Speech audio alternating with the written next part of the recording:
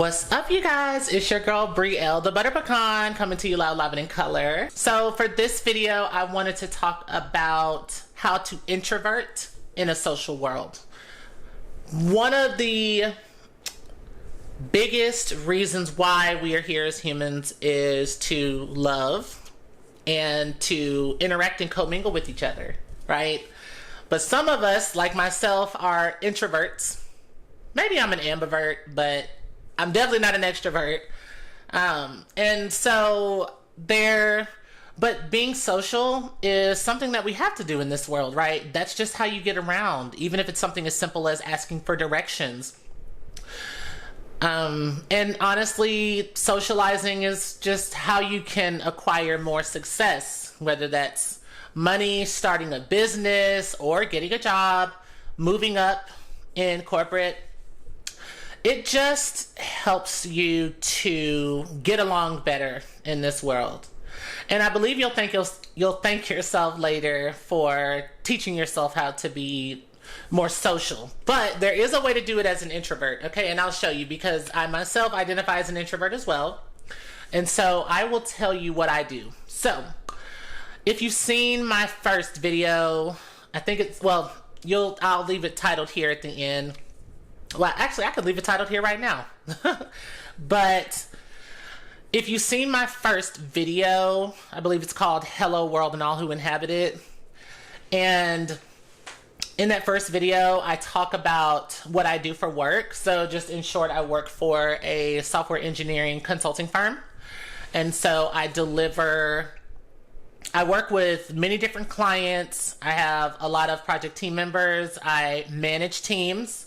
I lead clients through the delivery of enterprise-wide software solutions, and that can be anywhere as short as a few weeks to a couple of years, right? So different projects require different timelines.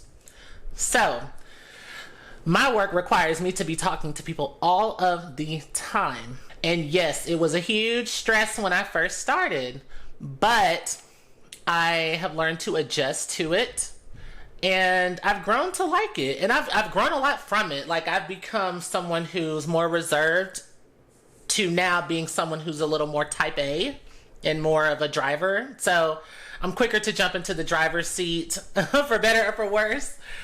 And let me just kind of talk you through what I do, okay? One of the first things that you have to do, regardless of whether you're an introvert or an extrovert, you need to know who you are, right? Know who you are. Otherwise, socializing is going to be difficult, because you'll find yourself just, floating in whichever way the wind goes. And don't confuse that with being versatile and code switching. Those are great, right? But you just want to know who you are so that you can be your authentic self, right? And if you're in an environment where you feel like you can't be your authentic self, then it's time to exit that environment. So let me just make that very clear. If you feel like you have to change the root of who you are, your morals, your values, etc., then it might be time to exit stage left and get into a better, more healthy environment for you. So just something that you'll want to keep in mind. That's one thing, right? The next thing is try to find your tribe. This is easier said than done. When I say find your tribe, and again, I'm thinking of this in terms of the kind of work you do, the cultural background, even your religious background, right? If you are religious, if you work for a different company, what if you work in the same industry, right? Just find your tribe, however that will be. There are thousands of intersectionalities, and I call them intersectionalities, meaning ways where you intertwine with someone else, right? There are so many interests out there. At some point, you're going to cross paths with someone else. Learn how to find your tribe. And I especially do this at a networking event, because let me tell you something. When I go to corporate networking events, or networking events in general, I'm just ready to drop everything and run. It's overwhelming when I walk in there, because I have no idea, where to go. I don't know who to talk to first. And so that's one of the ways that I do that, okay? Speaking of which, the next one, if you are going to a social event or a networking event, especially by yourself, right? The first thing you want to do not feel pressured to talk to someone. I know a lot of us who were quiet, who were reserved or are reserved, or introverted. We feel this pressure to talk to people because everyone around us, probably when we were kids or young adults, has told us, go talk. Why are you so quiet?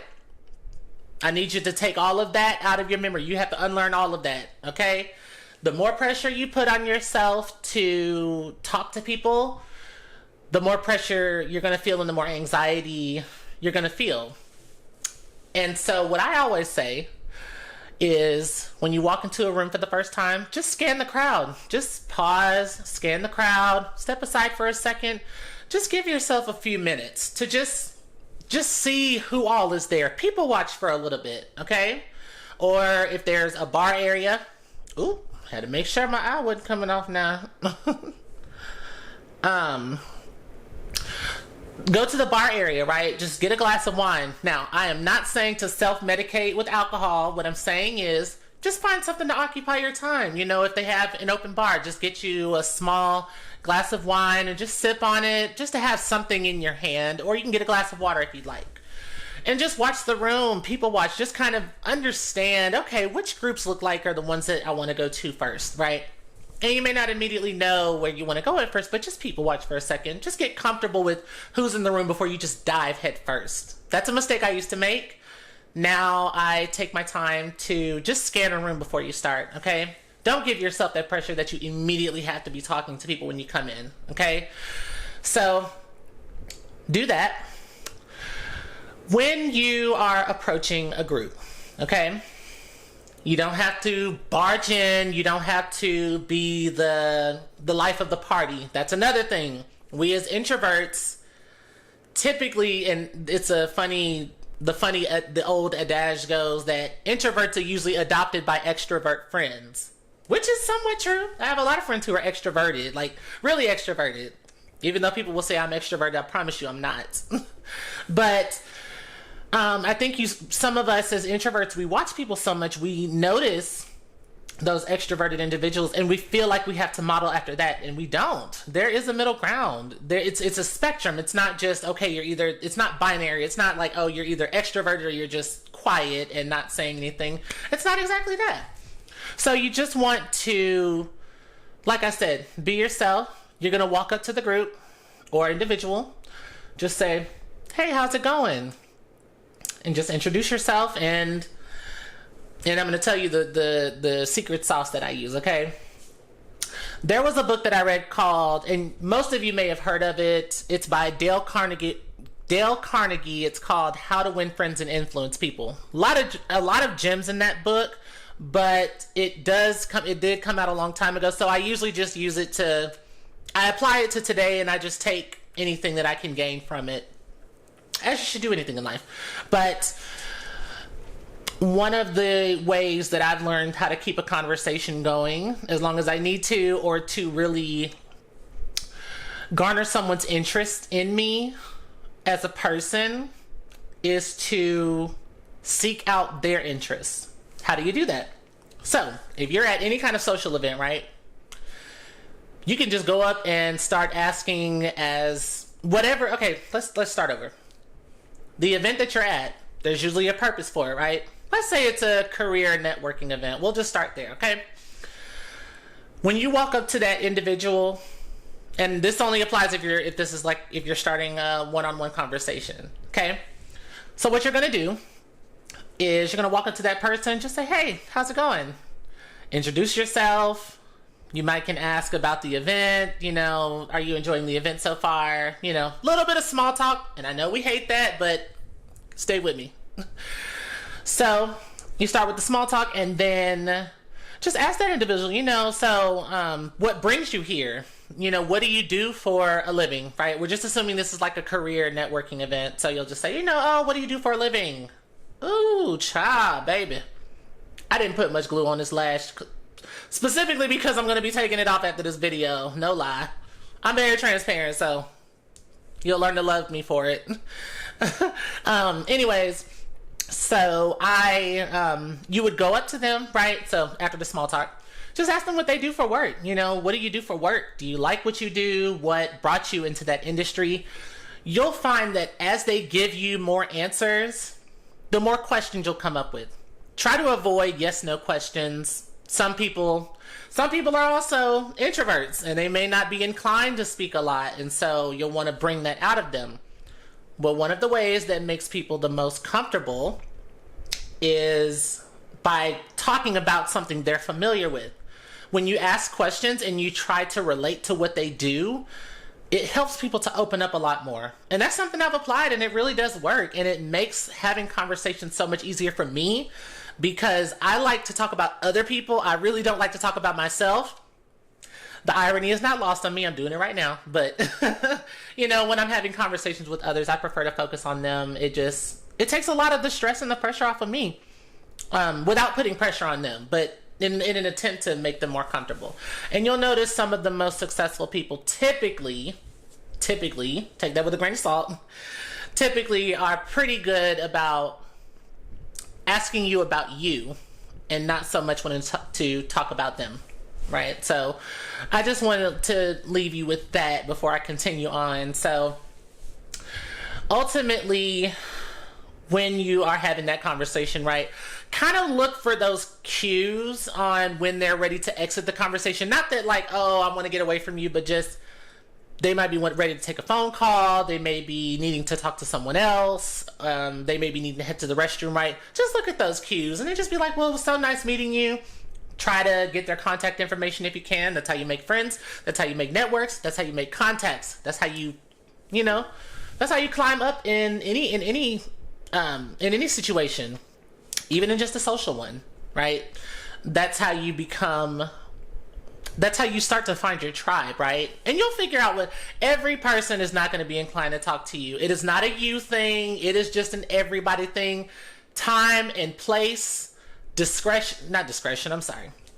Time and place are key, right?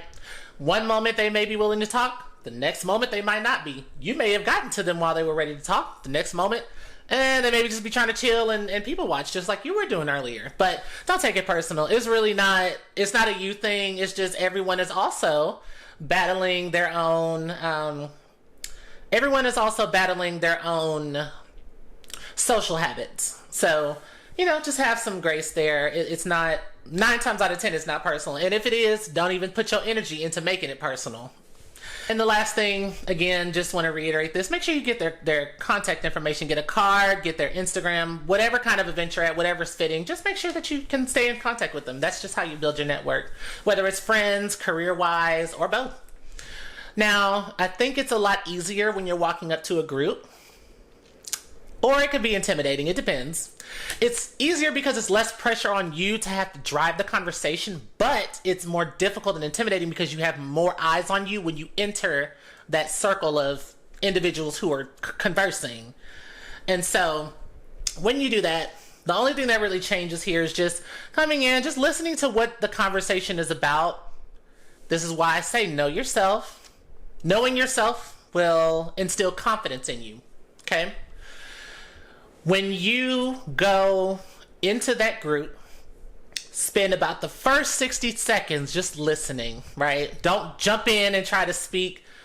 Wait about the first 60 seconds, so 1 to 2 minutes, just listening, and just kind of understanding where the conversation is going.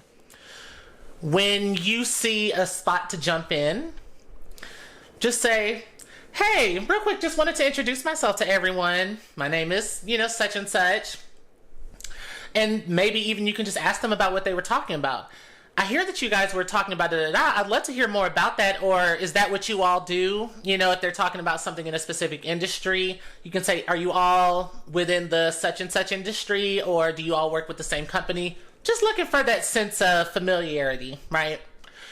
Or if it's not career related, you can just say, do you guys all live in the area? Did anyone travel? Just something to get the conversation going.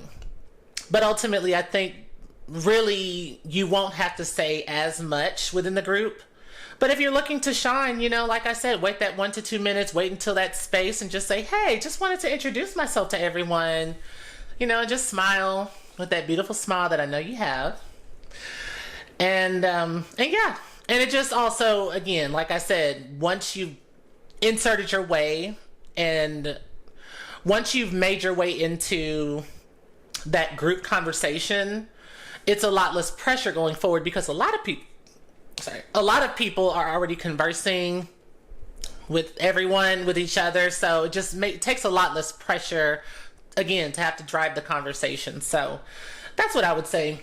Lastly, because I do this a lot, do not feel like you need to stay until the end of the event. No, you do not. One thing that I've always learned is never be the first to leave an event and never be the last to leave an event. If an event starts at 5 and let's say it ends at 11, right? If the event ends at 11, you probably want to be heading out maybe around 10 or 9:30, right? You don't need to stay until 11. Unless the party is jumping, then you might want to stay. But ultimately, if this is just a networking event, then don't worry about trying to stay and outlast everyone else. I always say, as an introvert, I try to make it a goal to meet at least 5 new people. It doesn't have to be any more than that. I don't care if there are 1,000 people in that, room or in this whatever space you're in. Just say, for today, I'm going to meet and get the contact information of 5 people. After that, if I'm still talking to additional people, great. If not, I'm going to head out. Especially if there's that many people, no one's going to be just looking for you like that. Unless you came with somebody, but if they are, that's great. But like I said, the key is to stop putting so much pressure on yourself to feel like you have to socialize all the time with everyone. That is the most debilitating assumption that we as introverts have. And so I just want to leave you with this. Don't put pressure on yourself to have to be someone you're not or to behave in a way that you feel like is better than who you are. Don't ever put pressure on yourself to try to be better than you. Just be you, because you is the best that there is out there, and there's only one you. And I think that really closes out all my advice on how to introvert in an extrovert, how to introvert in a social world.